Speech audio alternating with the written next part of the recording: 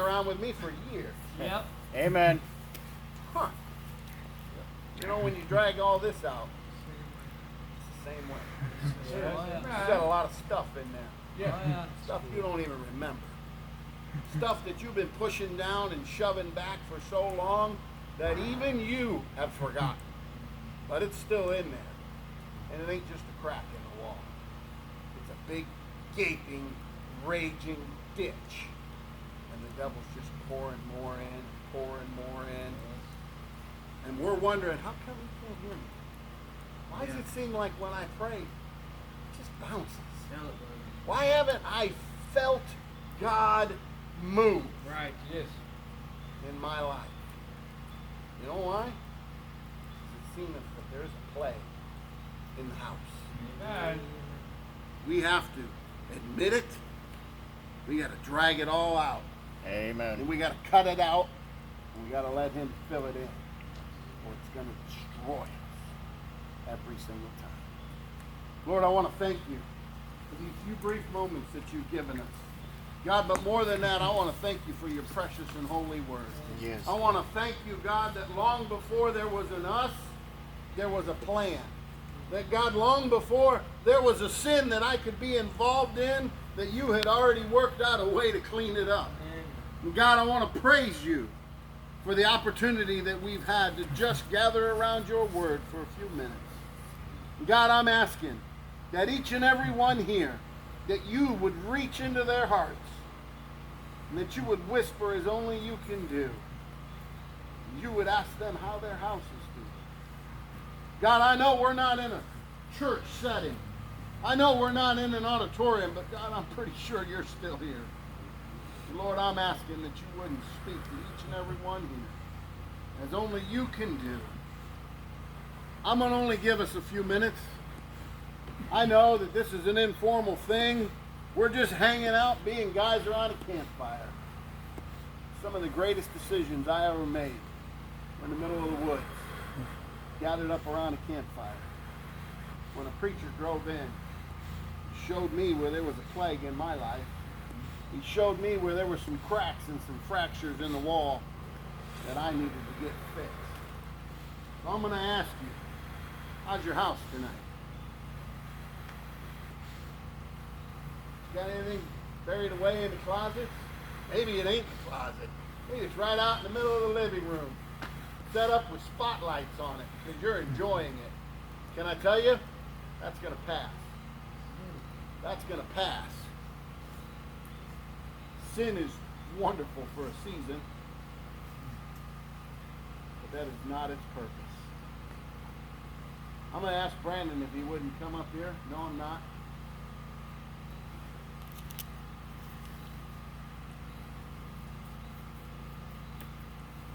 Guys, until we get us right, until we fix what's in us, our families can't be right.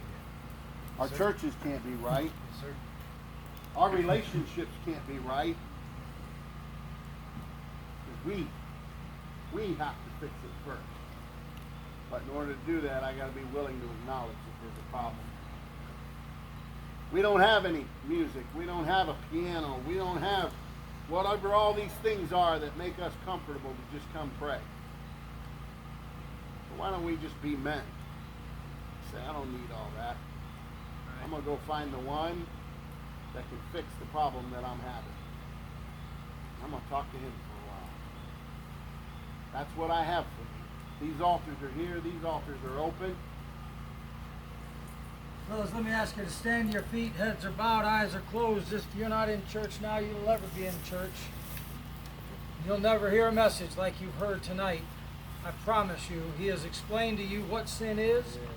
He has explained to you that if you don't remove sin out of your life, and if you don't reveal it, by letting God do his part, you will stay in that sin until it destroys you. I beg of you, take a few minutes. I'm going to go up here and sing something, but you take a few minutes and come and pray, because there's nothing you're going to do with that sin if you don't let God do what he can only do. Come tonight.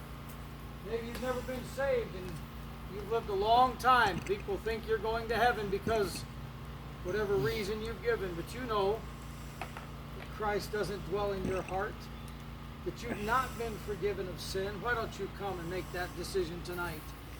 That's a great message for teenagers. It's a great message for 50, 60-year-olds. It's a great message, but not if it's not responded to. Why don't you come? The song says, I surrender all. I surrender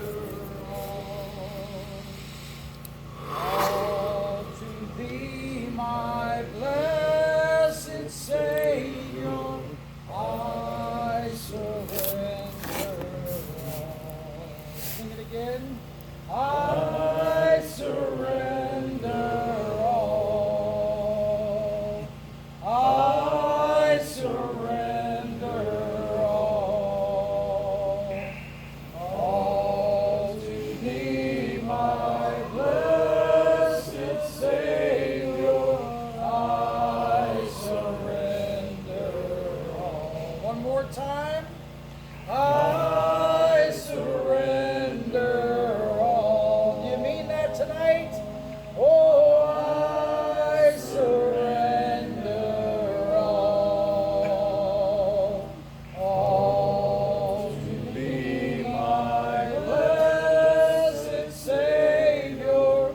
I surrender all. Brother Daniel preached that message at our church, and I got so convicted. About halfway through the message, he was preaching and he had never known, but I thought, dear God, how can anybody live the life that he's preaching about? How can you take every sin and keep every account short with God? And I'm telling you, we can do that because our God is that great. He always says, I forgive. He always says, I'll forgive. I've never ever in my life can think of a time where I could go to God and God would say, no, I'm not going to forgive you. He always says, I forgive. Amen. Will you sing that with me one last time? I surrender I all. hope you do. Oh, I surrender all. All for Thee, my blessed Savior. I surrender all. I believe the Lord really dealt with me tonight. I'll share it with some of you in the days that lie ahead, but I can't wait to see what God has in store for our churches, for our people, but especially for those of you that have come out tonight.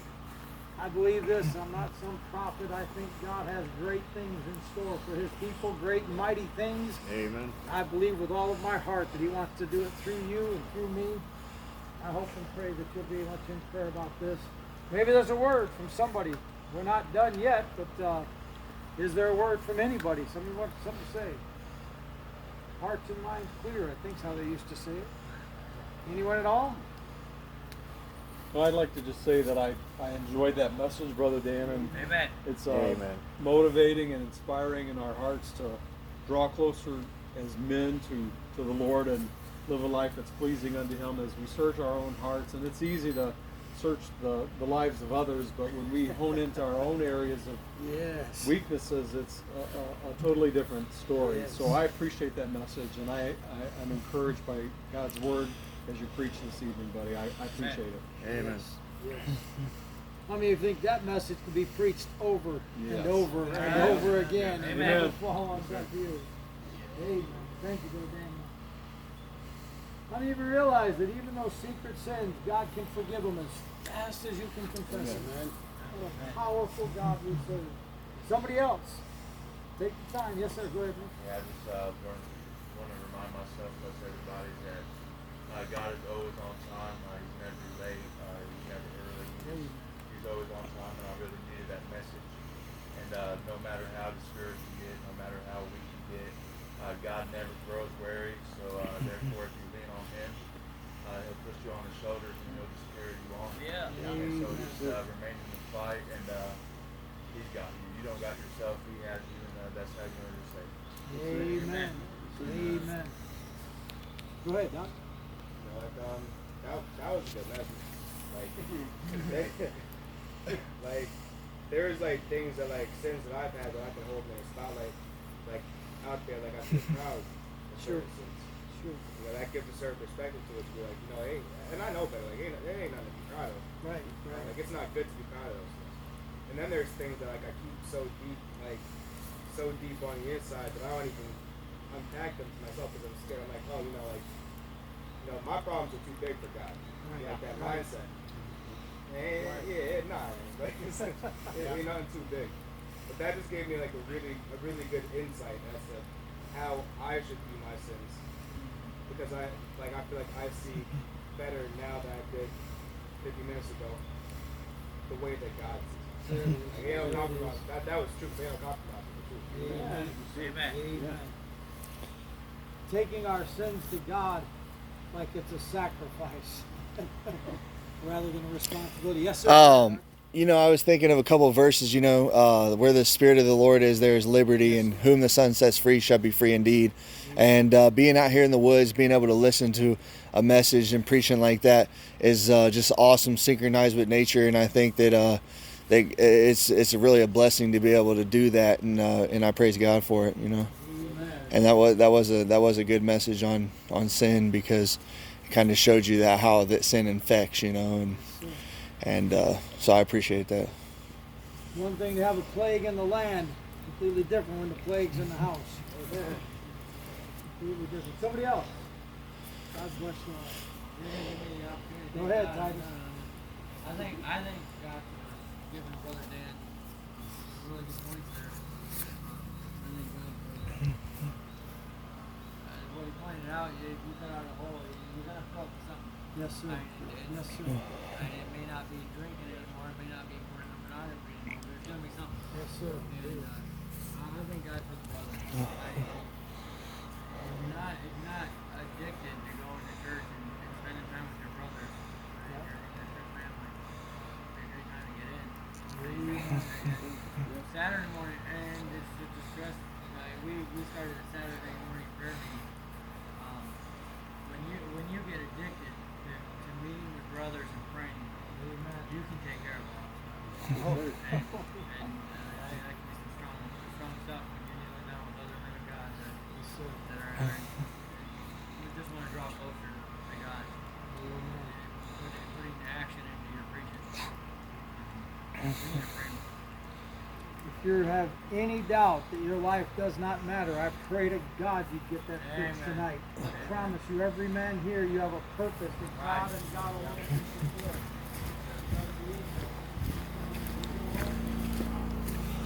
it. Zach Spieler. And for all my friends back home, man, I hope this message touched your soul. I hope that you get right with the Lord and build a relationship with Him and get saved.